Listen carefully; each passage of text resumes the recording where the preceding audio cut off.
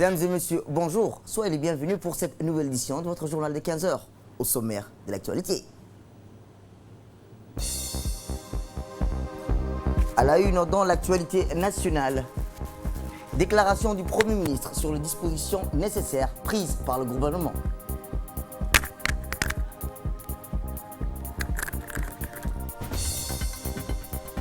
Et enfin, dans l'actualité internationale, en Espagne reste le troisième pays le plus touché par la pandémie.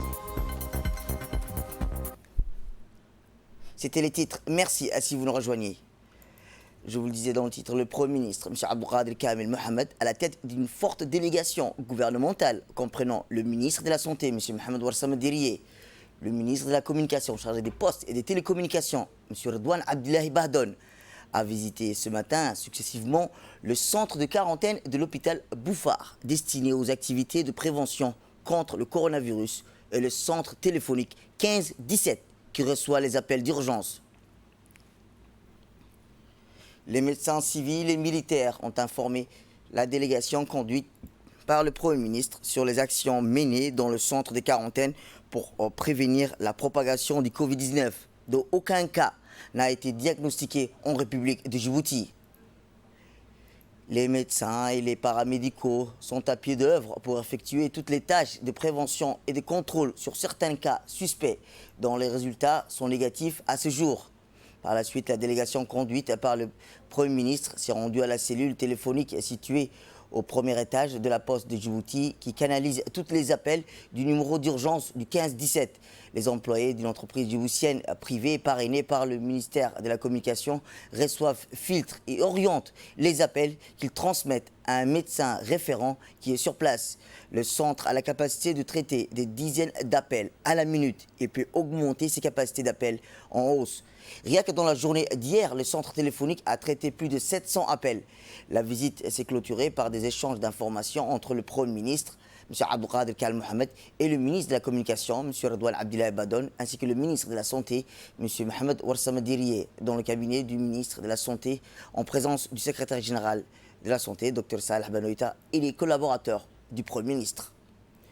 Dans le cadre du renforcement de ces dispositifs de prévention, comme je vous le dis dans le titre, la prévention du coronavirus, le Premier ministre a annoncé ce matin une série de mesures destinées à compléter celles déjà annoncées par le gouvernement djiboutien pour contrôler et prévenir le Covid-19 dans notre pays, dont aucun cas n'a été signalé à ce jour.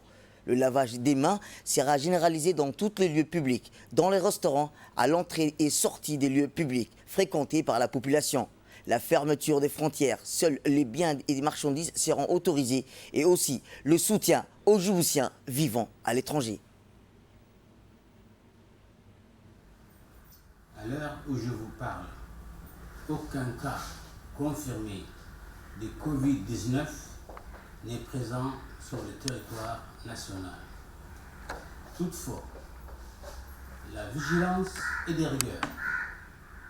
Le gouvernement prend les dispositions nécessaires pour prévenir l'entrée et la propagation de ces nouveaux virus dans notre pays.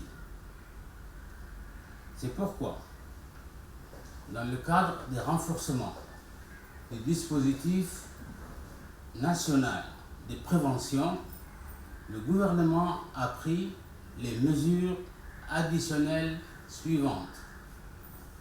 La mise en place d'un dispositif de lavage des mains dans tous les lieux publics. Les responsables des collectivités sont chargés de la mise en pratique de ces mesures. La réduction des contacts à l'intérieur des bus publics et privés. Les grands autobus, un maximum autorisé 14 personnes. Les minibus, un maximum autorisé est de 6 personnes. Les tricycles, un maximum autorisé est de 2 personnes. La mise en place d'unités de lavage des mains à l'entrée des restaurants. La séparation des espaces d'entrée et de sortie. Et la mise en place d'un dispositif de lavage des mains à l'entrée, à la sortie concernant les marchés, les grandes surfaces, les banques et tout lieu public accueillant la population. Fermeture des frontières à l'exception des transports des biens et des marchandises, que ce soit aériennes, terrestres et maritimes, pour une durée de 2 semaines, et ce, à compter du 23 mars 2020. Des mesures d'accompagnement seront prises pour les Djiboutiens qui se trouvent à l'étranger pour leur apporter le soutien nécessaire à travers les ambassades et les consulats. Fermeture de tous les lieux de loisirs, centres de développement communautaire, terrains de sport, cinéma, salles de spectacle et cérémonies. Mise en place d'un dispositif de lavage des mains ou désinfection avec les solutions hydroalcooliques à l'entrée des hôtels. Ces mesures complètent celles déjà énoncées par le gouvernement relatives à la fermeture des établissements scolaires, universitaires, à la suspension de vols internationaux des passagers au départ et à l'arrivée de Djibouti et à la fermeture des lieux de culte. Tous ensemble, respectons ces consignes. Je vous remercie. Après que ces nouvelles mesures prises lors de la réunion de crise hier, présidée par le Premier ministre, M. Abdelkader Kal Mohamed, ont été mises en application, notamment celles concernant les activités de désinfection des transports en commun au niveau de tous les points de terminus. En effet, rappelant que cette réunion de crise a permis de relever le niveau de vigilance et d'élargir les mesures de précaution afin de réduire tout risque de propagation du virus Covid-19. Même si notre pays n'enregistre jusqu'ici aucun cas confirmé, les autorités publiques ont jugé nécessaire d'étendre les mesures barrières vers les transports publics. En plus des règles sociales dans le transport en commun, ces activités de pulvérisation et de désinfection seront menées quotidiennement par des agents bénévoles formés à cet effet. Le ministre de l'Intérieur, Moumen Ahmed Cheikh, et le ministre de la Communication, M. Redouane Abdoulaye Badone, ont supervisé sur le terrain ces activités de prévention pour la sécurité et la réduction des risques de propagation du Covid-19. Rappelons que les conducteurs de bus, minibus, des taxis ont accueilli favorablement cette mesure de désinfection systématique qui vise à limiter la propagation du coronavirus. Un sentiment également partagé par les usagers qui ont massivement salué cette initiative qui démontre l'implication totale des autorités publiques à faire face à l'introduction du coronavirus à Djibouti. Et à présent, le dossier de cette édition. Vaut mieux prévenir que guérir. C'est le mot d'ordre à Djibouti à l'heure actuelle. En effet, les pouvoirs publics conjuguent leurs efforts pour une prise de conscience collective de ce danger potentiel qu'est le Covid-19. Les détails dans ce magazine. Tout Djibouti est en alerte, à commencer par les pouvoirs publics. À tous les échelons, les réunions d'urgence se poursuivent pour la meilleure mobilisation générale afin d'être préparés au mieux au risque d'apparition du coronavirus. En marge de ces réunions, des mesures importantes comme la fermeture des écoles, des collèges, des universités et des mosquées ont d'ores et déjà été prises par le gouvernement pour limiter les points de rassemblement et autres activités collectives comme les événements sportifs. Dans cette action de prévention, le chef de l'État en personne est monté en première ligne pour donner le tempo et signifier à la population que l'heure est à la prévention et à la vigilance. socodka badan in la iska ilaaliyo meel lagu kulmo oo dad badani ay joogaan in yani gacmaha la maydho saabuun lagu maydho. Le président Guélé n'a pas manqué de rappeler que dans cette prévention, les règles d'hygiène et la discipline primaient sur tout le reste. Discipline dans le respect des consignes données en ce qui concerne les rassemblements. Le chef de l'État n'a pas manqué de donner lui-même l'exemple du lavage des mains, premier geste barrière face au Covid-19. Si le numéro 1 djiboutien s'est adonné à cet exercice, c'est avant tout pour sensibiliser lui-même au maximum ses compatriotes afin que cet exemple de leur président en personne les incite à saisir l'importance de ce geste pour la vie de chacun et partant de là, de toute la population. Il est important par ailleurs de suivre tous les spots de sensibilisation et les instructions de ceux-ci, notamment toujours les premiers gestes barrières, le lavage des mains, mais aussi d'éternuer ou de tousser dans le coude à défaut de mouchoir et surtout de garder les distances de sécurité. C'est que d'ailleurs jusqu'à maintenant, les Djiboutiennes et Djiboutiens n'observent pas comme il le faudrait et continuent de se serrer les mains pour saluer au lieu d'adopter une attitude responsable durant cette période de mobilisation générale pour faire front commun au cas où le virus apparaîtrait à Djibouti. Il faut également respecter les distances de sécurité, notamment dans les réunions de travail ou autres.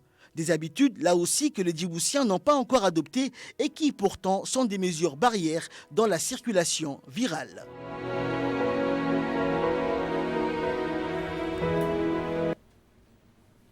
Revenons sur ces différents points cruciaux avec Ahmed Ahmed. Bonjour Ahmed. Bonjour Samatar. Et la prise de conscience collective dont vous parlez, est-elle celle qui était attendue? Merci Samatar. Donc, comme à l'approche d'une guerre, l'heure est à la mobilisation générale à Djibouti. Bien sûr, il s'agit de combattre un ennemi invisible dans cette lutte contre le Covid-19, au cas où, et là je parle au conditionnel, il apparaîtrait à Djibouti. Dans cette mobilisation, le numéro 1 djiboutien, Ismaël Omar Guelleh, a donné le coup d'envoi et l'exemple des gestes, comme on a pu le voir, des gestes barrières à ses compatriotes. Les pouvoirs publics agissent également de leur côté, comme les médias, dans la sensibilisation de la population. Toutefois, il est à noter qu'on ne peut se substituer à l'action de la société civile. Ce n'est pas en effet le chef de l'État qui va faire du porte-à-porte dans une campagne de sensibilisation de proximité en lieu et place des associations. En effet, il faut savoir, Samatar, que Djibouti compte plus de 200 associations de quartier et de jeunes qui restent pour l'instant totalement en marge de cette campagne de prévention. Il est grand temps donc que ces derniers s'organisent afin de transmettre le message de prévention, quitte à faire du porte-à-porte. Il n'est pas nécessairement indispensable d'avoir à disposition des fonds publics ou privés pour mener une campagne de ce genre. Il est surtout question ici d'action civique et citoyenne et d'esprit de responsabilité. Ainsi, donc, chaque association peut lancer, sur la base toujours du volontariat, des actions de prévention sans rassemblement dans son propre quartier en faisant du porte-à-porte. Et ce n'est que dans cet élan de solidarité et d'esprit citoyen que l'on pourra faire face collectivement à cette pandémie qui fait des ravages énormes dans le monde. Il y a lieu donc de ne pas rater cette phase de prévention qui est vitale pour notre survie. Il est grand temps également de se mettre à l'action et en ordre de combat pour nous mettre à l'abri d'une épidémie qui pourrait nous atteindre un jour. Tous les experts sont unanimes pour constater que la catastrophe sans précédent qui vient de connaître l'Italie, par exemple, et qui est en phase d'atteindre le millier de morts par jour, découle tout simplement d'une négligence de la phase de prévention. C'est le regret aujourd'hui de tous les Italiens de n'avoir pas respecté les consignes gouvernementales. Ceci devrait, Samatar, nous servir de leçon, notamment aux récalcitrants qui contreviennent aux instructions des autorités sanitaires en ce qui concerne les rassemblements. L'État, qui est en charge de toutes les dépenses concernant les mosquées, a décidé de la fermeture hier des mosquées afin de prévenir tout rassemblement. Et ceci suite à l'accord du Haut Conseil islamique. Et contrevenir donc à cette mobilisation dans la phase de prévention, équivaut donc à une action délibérée de la part de certains internautes qui ne prennent pas toute la mesure de leurs actes. L'heure est plutôt à la communion et l'esprit d'unité en dépassant toute autre considération pour ne pas rater cette phase très cruciale de la prévention, Samatar. Merci Ahmed Ahmed, notre éditorialiste. Eh bien, comme le disait Ahmed, mieux vaut prévenir que guérir. Le ministre des Affaires musulmanes, de la Culture et des Biens Waqf, Moumina Hassan Barre, a effectué cette fin de semaine une tournée d'inspection afin de voir et de près le déroulement des travaux et de s'enquérir de la situation auprès des maîtres d'œuvre des deux projets en phase d'achèvement. Cette visite s'inscrit dans le cadre de suivi des travaux de la réalisation et de la réhabilitation de 2 mosquées, à savoir la mosquée 6 de Quartier 7 et la mosquée de Doha en face de l'avenue Nasser, sur le prolongement ouest du 2e arrondissement. Durant sa tournée, le ministre a souligné l'importance que revêtent les mosquées dans la vie musulmane et la nécessité de promouvoir le rôle pour la prise de conscience communautaire et la sensibilisation des citoyennes dans le cadre de la politique de proximité émanant de la vision énoncée par le président de la République, Ismaël Mergueli.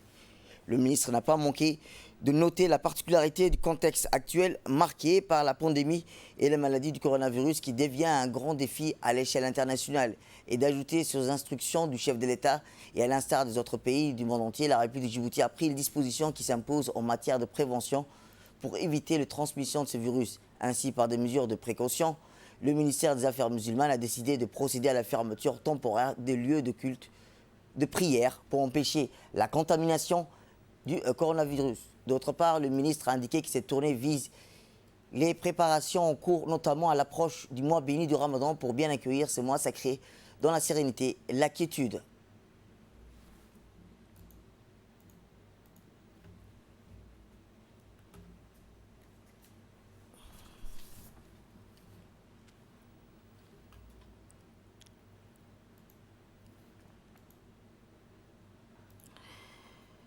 Eh bien, les jeunes des Quartier 7, quant à la mosquée de Doha, elles sont réceptionnées après la finition des travaux des services connexes. Autre actualité nationale, les parlementaires de la région de Tadjoura, en collaboration avec l'UNFD, ont tenu des séances de sensibilisation face à la pandémie du coronavirus dans le centre d'autonomisation des femmes. Cette séance a vu la participation de la représentante du ministère de la Femme et de la Famille à Tadjoura, ainsi que des représentants des différentes associations.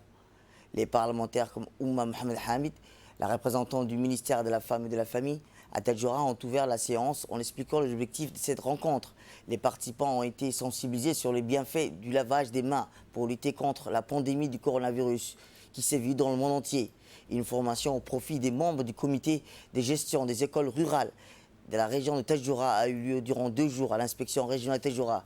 Cette formation qui avait pour but de renforcer les capacités des membres des comités de gestion des écoles, particulièrement sur le rôle et responsabilité dans la gestion de l'école en vue d'assurer une plus grande appropriation et de pérennisation des projets d'école que sont les jardins scolaires, a été clôturé ce samedi 21 mars.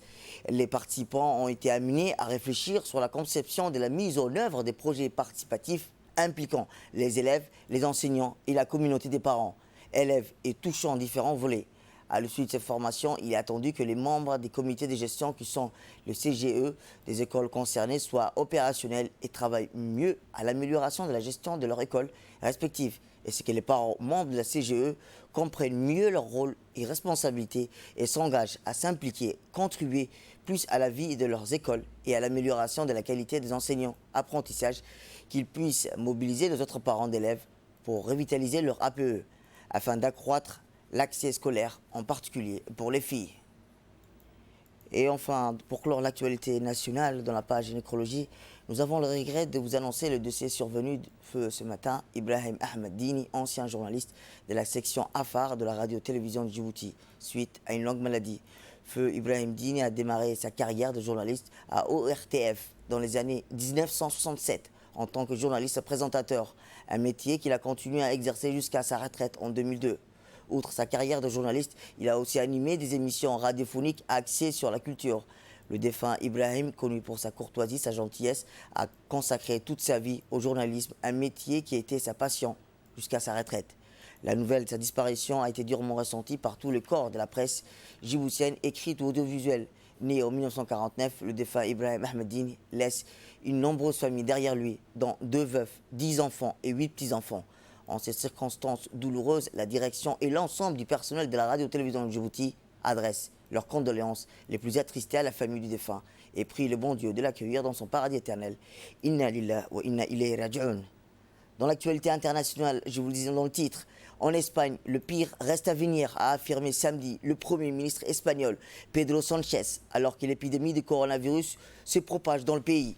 Avec 25 000 personnes infectées, le plus 13 300 décès, l'Espagne est le 3e pays le plus touché par la pandémie, plus important foyer de contamination en Europe. Après l'Italie, le pays a vu ces derniers jours le nombre de décès s'accroître quotidiennement.